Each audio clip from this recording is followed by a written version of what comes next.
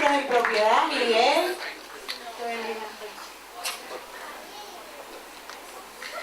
Dios me lo bendiga, aleluya. Hermano, que el Señor les bendiga. Qué honor, qué orgullo estar aquí. Dicen que no hay profeta en su casa, pero a mí me encanta predicar en la casa por esta razón. Porque a quien tú le estás dando una palabra es a alguien que tú te preocupas por ellos, que tú oras por ellos, que tú amas, que tú los quieres y que de alguna manera uno lo va a ver creciendo espiritualmente. Y cuando uno deposita una palabra sobre gente que uno ama y uno los ve crecer espiritualmente, créeme, esa es la mejor satisfacción para alguien que está haciendo la voluntad de Dios. Aleluya. Santo es ¿dónde está lo que te di? Sí. Israel, lo que te di, ¿dónde está lo que te di? No se asuste, Israel, tranquilo, siéntate ahí. El título de la predicación es ¿dónde está lo que te di? Le voy a pedir a los niños, ¿dónde están los niños? Van a pasar allí con Evelyn, le van a dar una merendita y vienen para atrás, para que estén conmigo hoy, no se me vayan lejos. Aleluya. ¿Dónde está lo que te di? Y cuando, yo no sé si ustedes pudieron apreciar la cara de Israel, cuando le estaba preguntando ¿dónde está lo que te di? Su cara valía $1000. Me lo hubieran grabado fotos, él se quedó como que. Y el propósito de la predicación de esta mañana es que cuando Dios le pregunta a usted ¿qué hiciste con lo que te di? Tú no me pongas esa cara. Que tú sepas qué contestar. Que tú sepas qué es lo que vamos a estar haciendo. Aleluya. Mientras estaba preparando la predicación, estaba pensando, yo decía, tengo que coger a alguien de la música, alguien para que las personas puedan verle el rostro. Y comencé en el trabajo a decirle a las personas, compañeros cristianos, le estaba diciendo, ¿dónde está lo que te di? Y veía siempre esa cara, y yo decía, oye, cuando lo pregunte va a salir bien, porque mira, a todos los hermanitos de mi trabajo, de hecho, ellos se ponen esa cara de que, ¿pero qué pasó? ¿Qué me diste? Pues, ¿dónde está la responsabilidad? Ay, se ponían así. Y yo le voy a dar en mi casa hay una persona, no voy a decir nombre porque me puedo meter en problemas, que es una persona que tiene una habilidad muy buena, y es que todo lo guarda, no estoy diciendo nombre, ni traten de, que acuérdense que a quien me dan es a mí. No digan nombre, ni se crean imaginar. Tiene una habilidad que guarda todo, muy bien, lo guarda tan y tan bien, que se le pierde. Y entonces, ¿qué pasa? Que Jaime, no diga nombre, tranquilo. Guarda tan y tan bien las cosas que cuando uno viene y le pregunta, oye, ¿tú cogiste esto? Tú sabes que lo que viene de allá para acá es, no, yo no he tocado nada, yo no he cogido nada, porque es que hay una pequeña memoria, una memoria corta. Pero ¿qué sucede? Que después que tú pasas ese espacio que tú le dices, mira, tú cogiste esto, tú lo guardaste o algo, ella se queda calladita, no estoy diciendo nombres, no digan ni, y van buscando, tranquilo, que en casa hay 3 mujeres, solamente una me puede dar. Entonces ella va calladita, va buscando las cosas, cuando le encuentra, ella va y te lo lleva, pero al principio, ella no te lo va a aceptar de que ella lo guardó, porque ella sabe que guarda las cosas tan y tan bien, que lo que viene ella dice, por eso es que yo no toco nada, yo no guardo nada, pero después aparece, gracias al Señor. Cuando alguien te pregunta a ti, gracias Martita, Dios te bendiga, voy a brindar.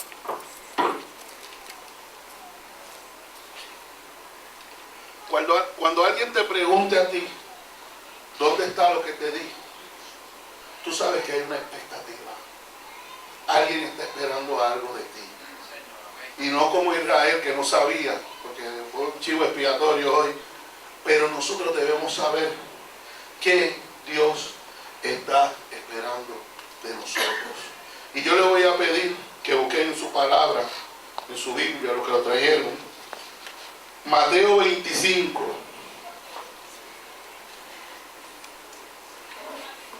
Precioso el Señor, aleluya. Vamos a estar leyendo del 14 al 30. A nadie le gusta que le reclamen nada. Y más si uno no sabe de lo que le está pasando.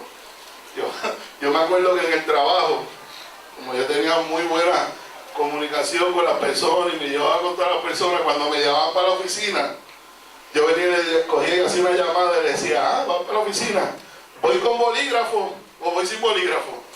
Yo le decía así para que si me era que me iban a dar un memo o algo, pues ir preparado ya mentalmente. Pero lo que yo quería era información para que me están llamando.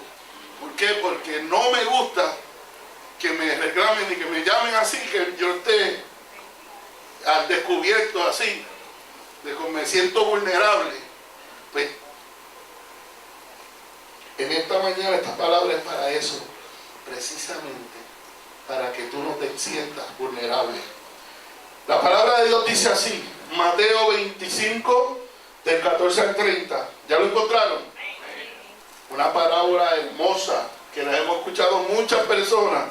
Vamos a leerla, dice: porque el reino de los cielos es como un hombre que, yéndose lejos, llamó a sus siervos y le entregó sus bienes. A uno dio 5 talentos, y a otro 2, y a otro 1, y a cada uno conforme a su capacidad, y luego se fue lejos. Y el que había recibido 5 talentos fue y negoció con ellos y ganó otros 5 más. Asimismo, el que había recibido 2 ganó también otros 2.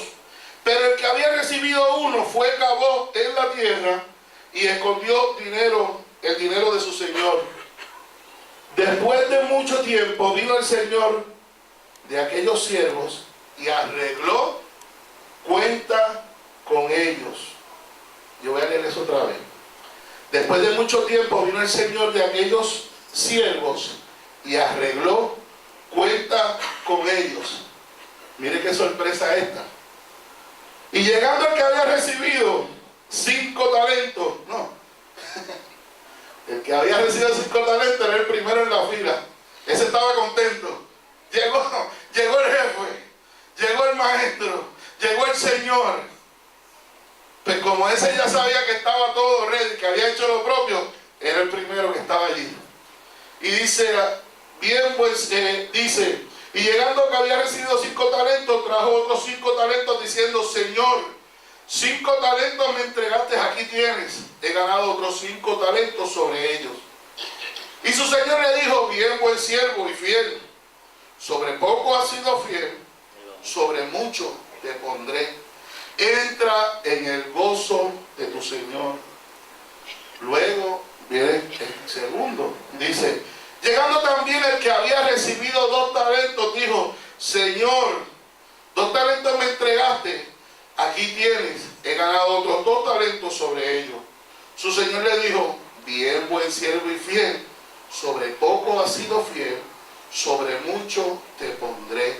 Entra en el gozo de tu Señor. Y aquí es que los huevitos se ponen a peseta, se ponen caros. Pero llegando también el que había recibido 1 talento, dijo, Señor, te conocía que eres hombre duro, que ciegas donde no sembraste y recoges donde no esparciste, por lo cual tuve miedo y fui a escondí tu talento en la tierra.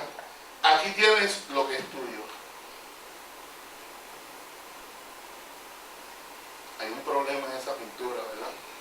En esa imagen, ¿verdad? Que lo que estamos escuchando ahí, o sea, los otros 2 estaban haciendo lo propio. Este vino con una excusa. Dice, respondiendo su señor le dijo, siervo malo y negligente. ¿Sabías que siendo ciego donde no sembré y que recojo donde no esparcí? Por tanto debías haber dado mi dinero a los banqueros y al venir yo hubiera recibido lo que es mío con los intereses. Quitarle pues el talento y darlo al que tiene 10, porque el que tiene se le será dado y tendrá más, Y el que no tiene, aún lo que tiene, le será quitado. Y al siervo inútil echarle en las tinieblas de afuera. Allí será el lloro y el crujir de dientes. Palabra de Dios es esta. Amén. Padre amado, Padre celestial, Señor, estamos, Señor, presentando esta palabra, Padre, para que tú hagas conforme a tu voluntad en nuestros corazones. Señor, somos siervos inútiles, pero sabemos que en tus manos, Padre, con esta palabra que es viva y eficaz, podemos transformar, Señor, las vidas de aquellos que los escuchan y nuestras vidas, Señor. Padre, que seas tú, que mermemos nosotros, porque tú eres el Rey, el Señor y merecedor de toda gloria. En el nombre de Jesús te lo presentamos esta predicación. Amén, amén, amén. Cuando el maestro estaba dando estas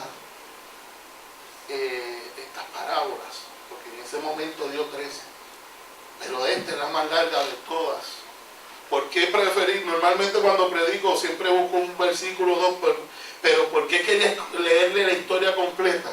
Porque entiendo que si el mismo Jesús tomó el tiempo de poner unos detalles y tal vez de una historia que normalmente es preferible se hace corta para que las personas lo entiendan, en esta él extendió un poquito más y puso un poquito más, pues entendí que era necesario leerla completa para nuestro deleite, para que más adelante también usted coja estos versículos y lo hagan de usted y analicen, porque aquí hay para hacer series, no una predicación, para hacer series de semanas. Vive el Señor. Cuando Jesucristo estaba hablándole a sus discípulos, él estaba en el monte de los olivos y los discípulos le hicieron una pregunta de los tiempos finales. Él les explicó detalladamente ese capítulo 24, poderoso. Usted quiere hablar de profecía, hablar de los tiempos finales, vaya allí, que eso salió de la boca directa del maestro. Pero el maestro, reconociendo la capacidad de sus discípulos, quiso hacer un poquito más de explicarle, porque él los miraba y a lo mejor les miraba los ojos así, como estaba Israel, ¿de qué están hablando? Hablando de los tiempos finales, el maestro quiso darle unas historias para que ellos pudieran absorber este mensaje.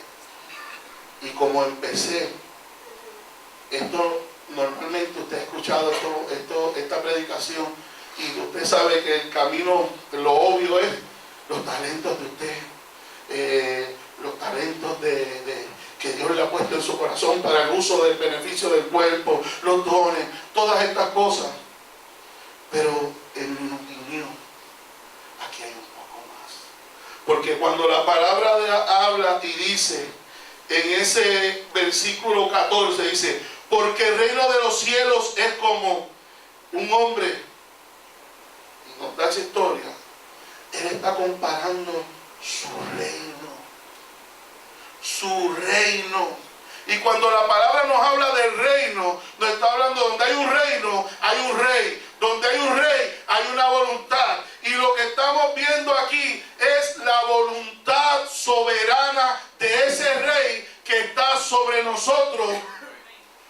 Yo lo voy a poner feo, sus esclavos. Hay veces que estos términos hay que utilizarlos, porque nosotros somos hijos, Dios nos ama, pero el rey sigue siendo el rey. El Señor sigue siendo el que manda. Y aquí en esta parábola nos está hablando nuestro Dios de que hay una expectativa sobre tu vida. Y si usted mira para el lado, a lo mejor dice, este era el mensaje que los muchachos allá atrás, los jóvenes, necesitaban escuchar. Te equivocaste.